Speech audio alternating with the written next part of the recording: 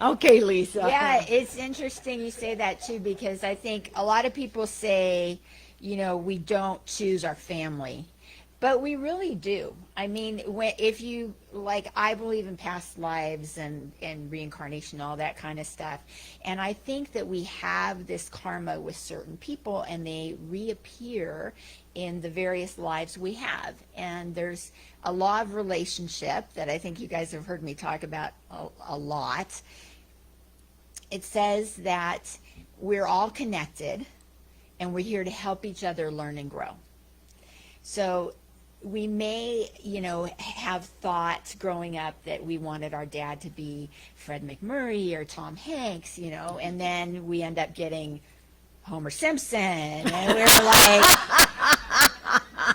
why me? Why did I get this dad? Why can't my dad be like everybody else's dad? And coach baseball or whatever. But you get the dad you get for a reason. You get the dad you get because that's the dad you need in this life. And, I had to discover that, and took me a while. And growing up, I wasn't very close to my dad at all. I had a divorced family, and my dad moved away with my brother, and my sister and I were with our mom, and it was very much a divided family. But, it was just awkward. It wasn't like bad. It was just awkward. But as my dad got older and I got older, and as you get older, you get wiser, and you mellow and everything. We started to have a really good relationship. And he ended up moving down here. I grew up in Northern California. He ended up moving down here, and he moved into Leisure Village. And we started really having a relationship, and it was very nice. And when he was at Brookdale, which is also in Camarillo, I always thought we had nothing in common. He was a sports guy. He liked football. He liked baseball. He liked golfing. I'm not that person, right? But he discovered this love for writing poetry. And I write poetry, and I write and that kind of thing. And so we had that common bond. So when he was at Brookdale, in order to give him like socialization and stuff, because he was like in his 90s when he moved to Brookdale, I helped him start a poetry club. And he was the only guy in the poetry club, so he was very popular.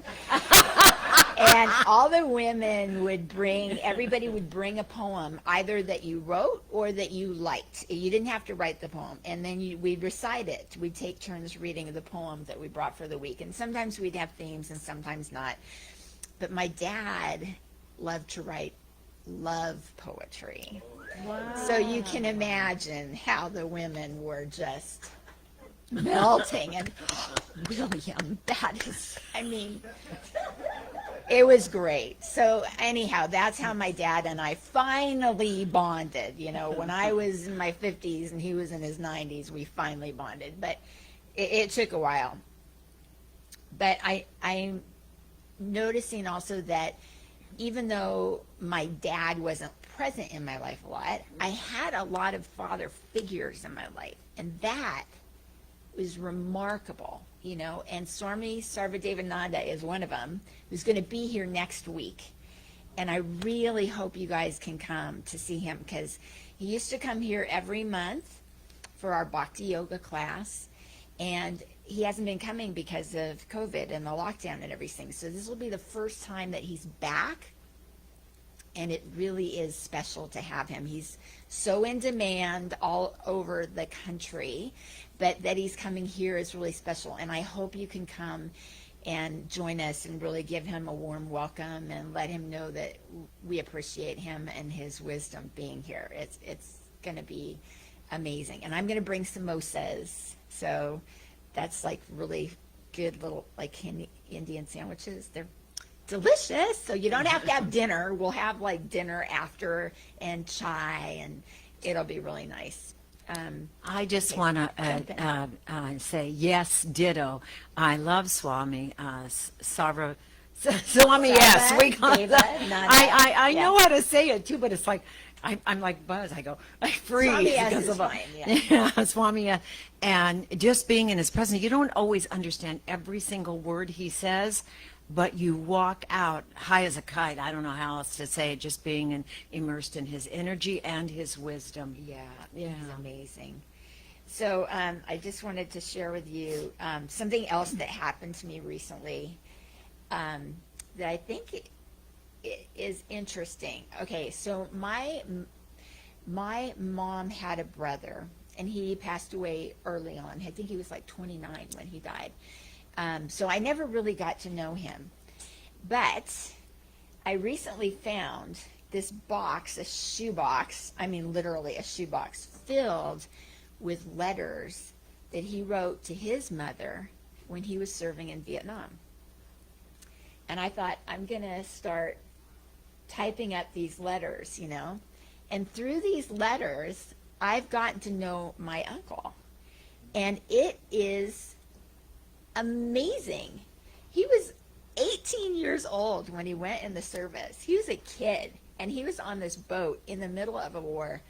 And the things I'm learning, it's amazing. And now I'm feeling like I have a relationship with him, even though he's not physically here.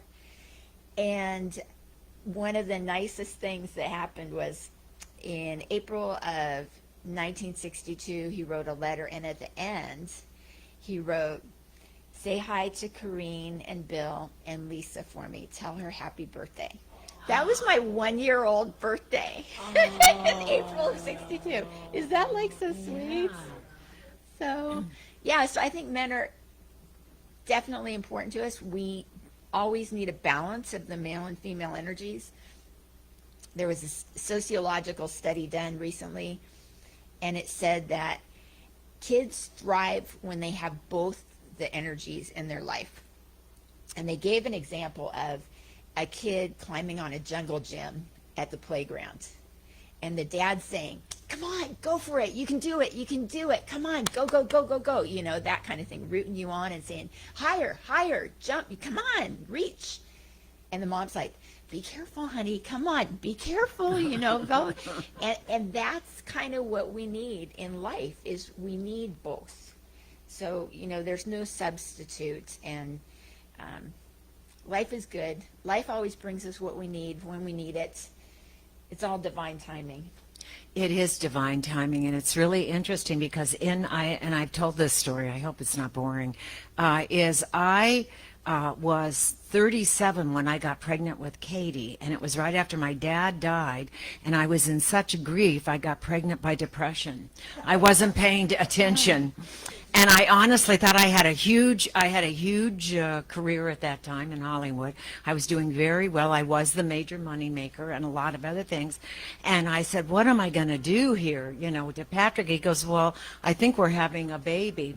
So when pain comes and suffering comes, it absolutely creates new birth. That's all I can tell you. And once she popped out, it was great. It was like, welcome home. It was great. And so you never know what pain, whether you had not the attention you needed from your father, brings you, like those figures that come in that are wise. My Patrick also, he was I thought he was a great dad, especially with Kate. He was really good with girls.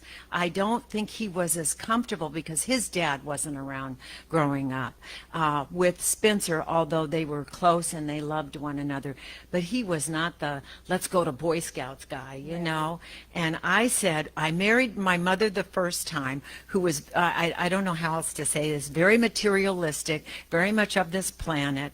And so then, but we found out after she died from my father, he told us all my mother's secrets. And instead of being mad at my mom, we wanted to kill my dad because she had kept these secrets from us all. And one was she'd had a child out of wedlock when she was 15 in the early 1900s, and who was adopted out, and then she couldn't have children. And the other thing is, when they married and before they adopted my older sister Dee Dee, she was a practicing alcoholic, and she gave up her practice after Dee Dee was born, and she became a dry, angry alcoholic.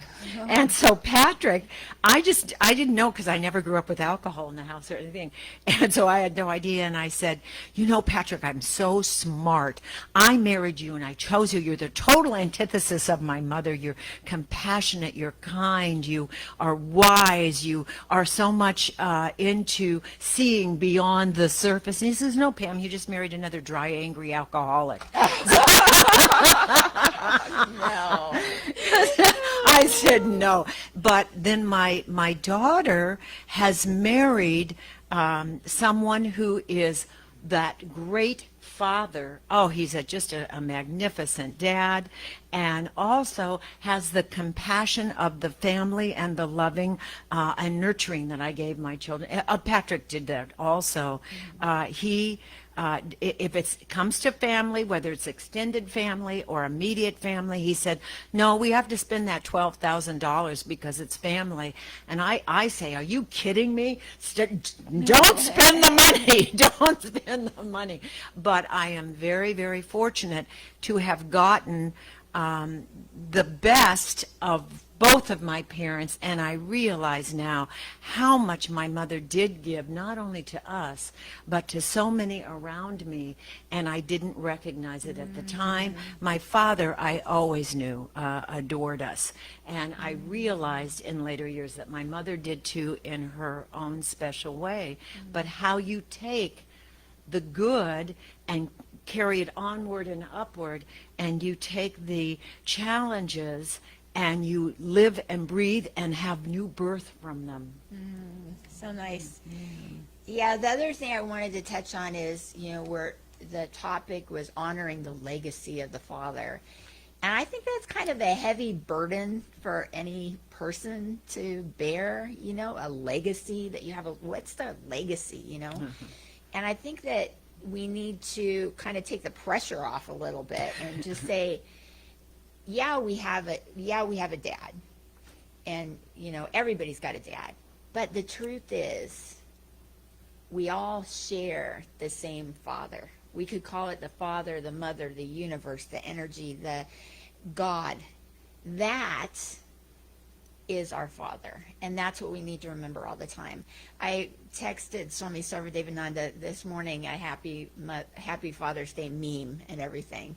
And of course, he wrote me back and he said, Sri Ramakrishna, God is our father. I'm like, oh, yeah, thanks for the reminder.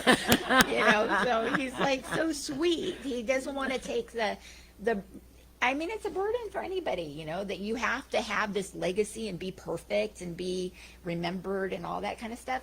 No, we're all just people. When it comes down to it, we're all just people. We're all just figuring it out. We're all just helping each other the best we can and doing what we think is right, and we have to have a lot of forgiveness in our hearts for not just our dads, but for everybody, because that's the way it is. And the only other one thing I want to say is dad jokes are really popular right now. So, do you know what the difference is between a black-eyed pea and a chickpea? Nope. The black-eyed peas can sing you a tune.